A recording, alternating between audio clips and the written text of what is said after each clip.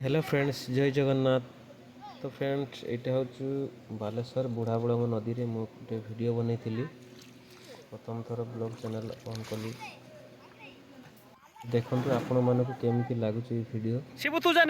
तो फ्रेंड्स मु तो कलिकता रोचे किसी दिन पूर्व जाइली गाँव को बालेश्वर बुलायापी से वीडियो गोटे बनई प्रथम बार भांगी भाई तो नदी आर पटर गाँ ना हूँ पुना बालेश्वर। तो मो बापा से पटे जाइए जल्दी जाने क्या तो बहुत टाइम हो गलानी बापा ये पर्यंत आसी ना। तो चलतु बापा को आर पट को आने को जीवा। तो मो साथी रे मो दादा पुओ पड़ी अच्छी थे आ मोर गोटे भंजा अच्छी आ मो सान शला शिवर अच्छी। शिवर हाँ गुटा तो गुटा ये गुटा तो गुटा जुआर हो जाए पानी पूरा लेबुल लेबुल को सुओ ना कि किसी ना तो पूरा जुआर हो जाए नई पूरा पानी भर्ती जाए। तो आम आर पट को जीवा कानो पछुआ कानो एटी एटी बो एटी बो वीडियो करिवो हैं धरे कथा धरी करी ना हाँ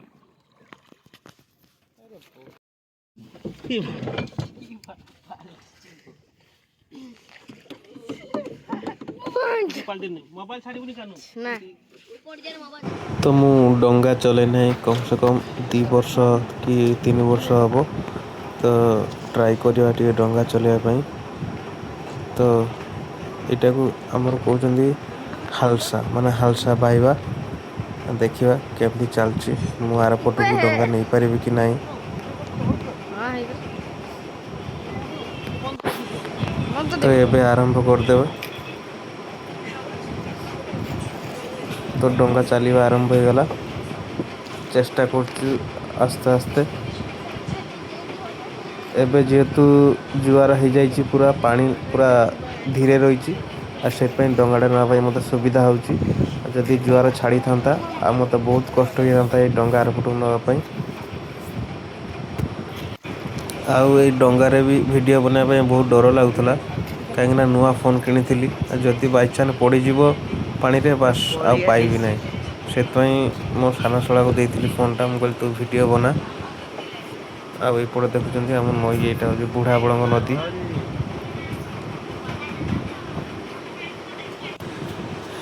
मुझे छोट थी ये नईर मोर बहुत आमे माने पहरुले आ मो काका डंगारे बहुत बुलुले। बहुत दुष्टुची आज ये आसिक मोर छोट मोर कथा बहुत मन पड़ुच। आम दिने यही नई पार होते पहरिकी मु आ मो मामू पुओ गोटे आम 3-4 जन थी साथीर से पट हूँ आम घर एपट आम नई एपट गाँ हूँ ना हूँ पुना बालेश्वर। आईटी हूँ मोर छोट बेलू सब श्रुति सब लुचिक रही। चलतु मु देखेबी आहरी किसी बहुत अच्छी। तो डंगा एवं बहुत पाखक चली आसलानी आउ 5 मिनिट भितर पाख पहुँची कूल पहुँची जीव। तो मो हाथ भी बथा हो जाऊँगी कहीं एठी जे मैंने अच्छा से जाना हालसा पाइबा मु एकला ही जानी से मु आस्ते आस्ते हालसा पाइक नहीं चलती।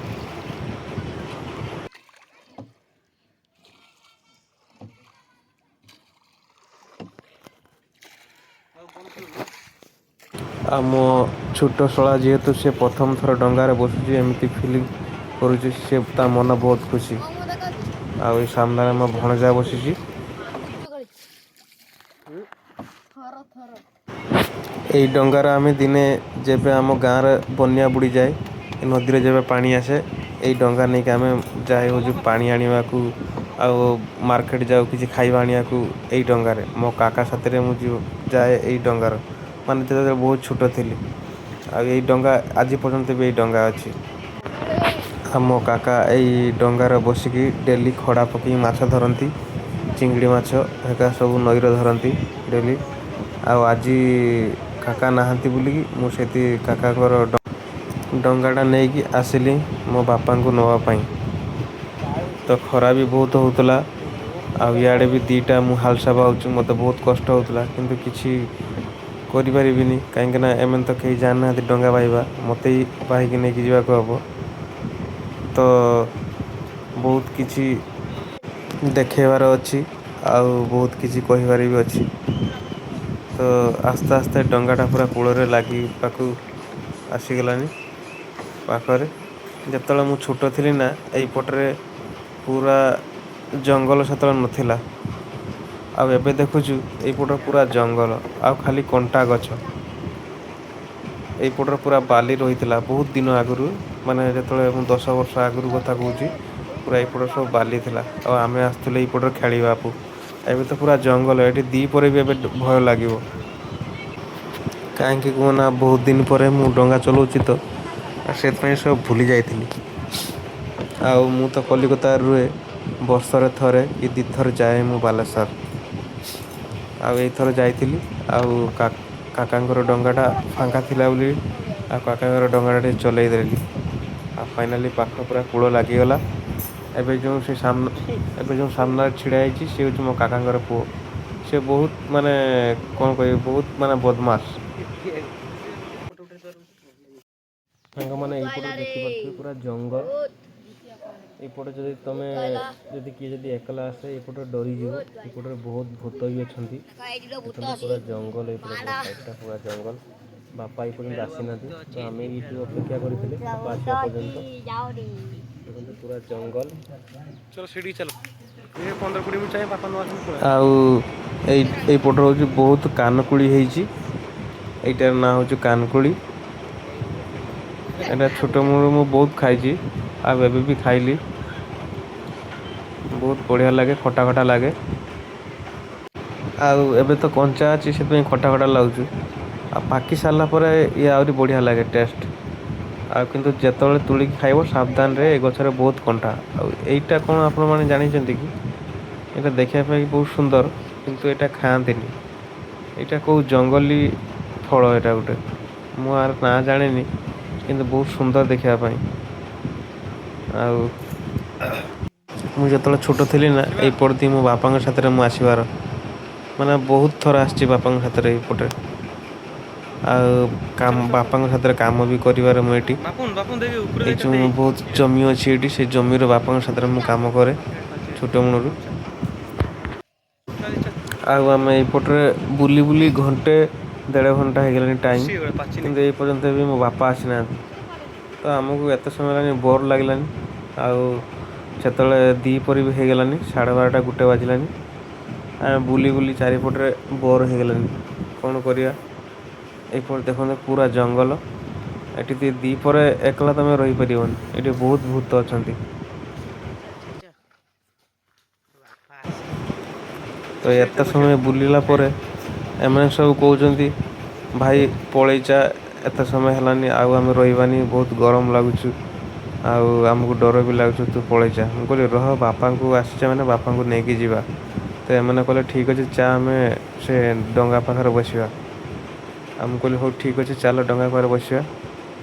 ଏ ଦେଖୁଛନ୍ତି ସେଇପଟରେ ଏବେ ପାଣି ବହୁତ ଛାଡ଼ିଗଲାନି ବୋଲି ପାଣି ଟିକେ ତଳେ ଚାଲିଯାଇଛି। ସେଇପଟ ହେଉଛି ଆମ ଘର।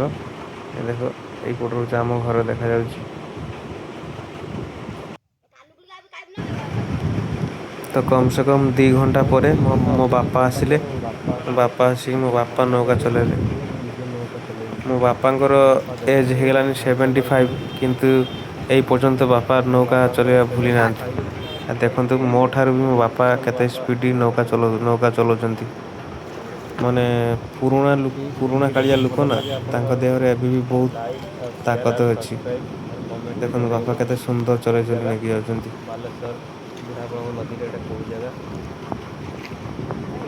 ମୁଁ ମୋ ବାପାଙ୍କୁ କହିଲି ବାପା ମୋତେ ଦିଅ, ମୁଁ ଚଲାଉଛି। ବାପା କହିଲେ ନା ନା ତୁ ବ, ଆଉ ମୁଁ ଜଲ୍ଦି ଜଲ୍ଦି ନେଇଯିବି ନୌକାଟା। ସତରେ କିନ୍ତୁ ବାପା ବହୁତ ଜଲ୍ଦି ଆଉ ବହୁତ ସ୍ପିଡ଼ରେ ନେଇକି ଯାଉଛନ୍ତି ନୌକାଟା। ଆମ ନଦୀର ପାଣିଟା ଦେଖିଛନ୍ତି କେମିତି ସୁନ୍ଦର, ବହୁତ ସୁନ୍ଦର। ଆଉ ଏଇ ନଈର ଗଭୀର ବି ବହୁତ। ମୋ ବାପା ମୋତେ କହିଲେ ଆଉ ଯଦି ଅଧଘଣ୍ଟା ଡେରି ହେଇଥାନ୍ତା ତାହେଲେ ଜୁଆର ଛାଡ଼ି ଯାଇଥାନ୍ତା। ଜୁଆର ଛାଡ଼ି ଯାଇଥିଲେ ନା ଆଉ ନୌକାଟାକୁ ନେବା ପାଇଁ ବହୁତ କଷ୍ଟ ହେଇଥାନ୍ତା। ଆଉ ଏବେ ବି ପାଣି ଛାଡ଼ିଗଲାନି ଟିକେ ଟିକେ। ଏବେ ପୁରା ସମ୍ପୂର୍ଣ୍ଣ ପାଣି ଛାଡ଼ିବା ପାଇଁ ଏବେ ଅଧଘଣ୍ଟା ଡେରି ଅଛି। ଆଉ ମୁଁ ଯେବେ ଗାଁରେ ରହୁଥିଲି ଏଇ ନଈର 24 ଘଣ୍ଟା ଗାଧୋଉଥିଲି ମୁଁ ସବୁବେଳେ। ଯେତେବେଳେ ଦେଖିବ ମୁଁ ନଈର ଖାଲି। ଆଉ ଏବେ ମୋତେ ଏମିତି ଗୋଟେ ଅଭ୍ୟାସ ହେଇଯାଇଛି, ଏବେ କଲିକତା ଆସିଲା ପରେ ମୁଁ ଯେବେ ଗାଧାଏ ନଈର ମୋତେ ବହୁତ ମାନେ ଭୟ ଲାଗେ। ଆଉ ସେଥିପାଇଁ ମୁଁ ଏତେ ଗାଧଉନି ଏବେ। ଆଉ ଡର ବି ଲାଗୁଛି ନଦୀର, କାହିଁକିନା ଏତେ ବର୍ଷ ହେଲା କଲିକତା ରହିଗଲିଣି। ଆଉ ନିଜ ନଈର ବି ଗାଧୋଇବା ପାଇଁ ବହୁତ ଡର ଲାଗେ। ଆଉ ସେଥିପାଇଁ ମୁଁ ଆସିଲେ ଟ୍ୟୁବୱେଲ୍ରେ ଗାଧାଏ। ଆଉ ଯେତେବେଳେ ଛୋଟ ଥିଲି ମାନେ ସବୁବେଳେ ଏଇ ନଈରେ ଆସିକି ପଡ଼ିକି ରହୁଥିଲି। ମୋ ବୋଉ ମୋତେ ଆସିକି ବାଡ଼ି ଧରିକି ମାରିବ ଆଉ ପିଟିବ ଏମିତି କରୁଥିବ। ବାପା ବି ମୋତେ ମାରନ୍ତି ବହୁତ ଛୋଟ ମୁଳରୁ ଯେତେବେଳେ ଏଇ ନଈରେ ଗାଧଉଥିଲି ଆସିକି। ଆଉ ଏବେ ତ ଏଇ ପାଣିକି ଦେଖିଲା ମୋତେ ଡର ଲାଗୁଛି। ସତରେ ମାଛ ଧରିବା ପାଇଁ ଗାଁର ମଜା କିଛି ଅଲଗା। ଆଉ ଗାଁର ଯିଏ ମାନେ ରହୁଛନ୍ତି ନା ତାଙ୍କ ଲାଇଫ୍ ବହୁତ ବଢ଼ିଆ। ଆଉ ମୁଁ ବି ଯେବେ ଆସେ ଆଗେ ନଦୀରେ ଆଗେ ଆସିକି ନୌକାରେ ମୁଁ ଆଗେ ବୁଲେ, କାହିଁକିନା ନୌକାରେ ବୁଲିବା ପାଇଁ ବହୁତ ମୋତେ ଭଲ ଲାଗେ। କାହିଁକିନା ଛୋଟ ମୂଳରୁ ସବୁ ସନ୍ତକ ମୋର ଏଇଠି ରହିଛି। କାହିଁକିନା ଏଇଠୁ ମୁଁ ଛୋଟ ମୂଳରୁ ବଡ଼ ହେଇଛି ଆଜି। ଆଉ ଏଇସବୁ ଦିନକୁ କେହି ଭୁଲିପାରେ? ସେଥିପାଇଁ ଏଇସବୁ ଜାଗାକୁ ଦେଖିକିନା ଛୋଟ ବେଳ କଥା ବହୁତ ମନେ ପଡ଼େ। କିନ୍ତୁ ମନେ ପଡ଼ିଲେ ଆଉ କ'ଣ ହେବ? ଛୋଟ ବେଳର ତ ଦିନ ତ ଆଉ ଫେରି ପାଇବାନି। ଆଉ ଏଇ ଯେଉଁ ଟଲରଟେ ପଳେଇଲା ବାପା। ଟଲରଟା ଦେଖୁଛନ୍ତି, ଏଇଟା ହେଉଛି ହଁ ମୋ ଗୋଟେ ଟଲରଟେ ପଳେଇଲା। ପରିଚିତ ମାମୁଁ ହେବେ। ସେ ମାମୁଁଙ୍କର ଟଲର। ଆଉ ସେ ଏବେ ଯେହେତୁ ଆହୁରି ଗଭୀର ମାନେ କର। ସମୁଦ୍ର ଯିବାକୁ ବନ୍ଦ ଅଛି, ସେଥିପାଇଁ ସେ ଏଠି ରଖିଛନ୍ତି। ପୁଣି ଯେବେ ମାନେ ଚାଲୁ ହେବ ସମୁଦ୍ରକୁ ଯିବା ପାଇଁ, ପୁଣି ତାଙ୍କ ଏଇଟା ନେଇକି ଚାଲିଯିବେ। ତ ଯେହେତୁ ନୌକା ପାଖେଇ ଆସିଲାନି, ସେଥିପାଇଁ ବାପା ଗୋଟେ ହାତର ମାନେ ହାଲସାଟା ବାହୁଛନ୍ତି, ପାଖକୁ ଆସିଲାନି। ଆଉ 2 ମିନିଟ୍ କି 3 ମିନିଟ୍ ଭିତରେ ଆସିକି ପହଞ୍ଚିଯିବ, ପୁରା ପାଖରେ କୂଳ ଲାଗିଯିବ। ତ ଆସ୍ତେ ଆସ୍ତେ ପାଖକୁ ପଳେଇ ଆସିଲାଣି ଡଙ୍ଗା। ଆଉ ଏମାନେ ସବୁ ପୁରା ଏକଦମ ମାନେ ସବୁ ମାନେ ଓହ୍ଲେଇବେ ବୋଲି ସବୁ ପୁରା ରେଡ଼ି ହେଇକି ରହିଛନ୍ତି। ଖାଲି କୂଳ ଭିଡ଼ିଲେ ଏମାନେ ଖାଲି ଓହ୍ଲେଇବେ। ଏ ଯେ ଆଗରେ ଯେଉଁ ବଇଛି ମୋ କାକାଙ୍କର ପୁଅଟା ବହୁତ ବଦମାସ ସିଏ। ସେ ଦୂରଠାରୁ ବି ଚିଲା ମାରିଦେବ। ଆଉ ସେ ପହଁରା ବି ଜାଣିଛି। ଛୋଟ ବୟସରେ ବହୁତ ପହଁରା ଜାଣିଛି ସେ। ତ ଆମ ନୌକା ପହଞ୍ଚିଗଲା ପାଖରେ। ଶିବା ଦୌଡ ଦେନେ ଶିବା ଆଉ ଦୌଡ ଦେନେ ଦେଖନ୍ତୁ ଶିବା। ମୋ ପୁରା ତଳକୁ ବାପା ଗଲି ଦୌଡ ଦେନେ। ରେଡ଼ି କରିକି ରଖିକି ଚାଲିଯିବେ ଏବେ। ଇଏ ପୁରା ଦେଖ ଆଗରୁ ପୁରା ଏକଦମ ହିରୋ। ଇଏ ପୁରା ଆଗେ ରେଡ଼ି ହେଇକି ରହିଗଲାଣି। ଫାଇନାଲି ପହଞ୍ଚିଗଲେ ଆମ ଜାଗା। ଆଉ ସେ ନଙ୍ଗରଟା ନେଇକି ଆଗେ ପଳେଇବ। ଦେଖ ଚିଲା ମାରିଦେବ ସେ କେମିତି ଆଗେ। ତ ଡଙ୍ଗାଟା ଯେମିତି ବନ୍ଧା ହେଇକି ରହିଥିଲା, ତ ସେମିତି ତାକୁ ବାନ୍ଧିକି ରଖିବାକୁ ପଡ଼ିବ। ନହେଲେ ମୋ ଦାଦା ଆସିଲେ କହିବେ କିଏ ନେଇକି ଯାଇଥିଲା। ସେଥିପାଇଁ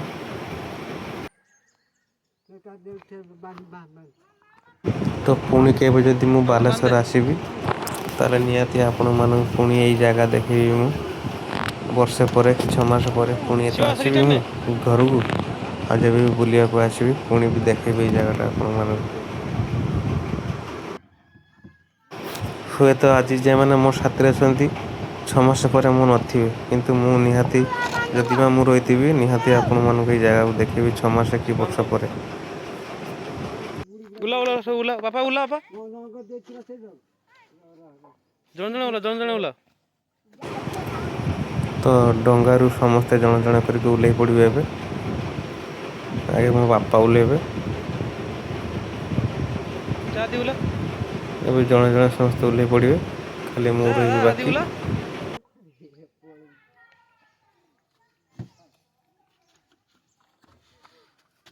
ତ ଫାଇନାଲି ସବୁ ଓହ୍ଲେଇ ପଡ଼ିଲେ। ତ ଏବେ ଖାଲି ମୁଁ ଏକା ବାକି ରହିଛି। ତ ମୁଁ ବି ବାନ୍ଧ ଓହ୍ଲେଇ ତୁ ଯାଇକି। ପଡ଼ୁଛି।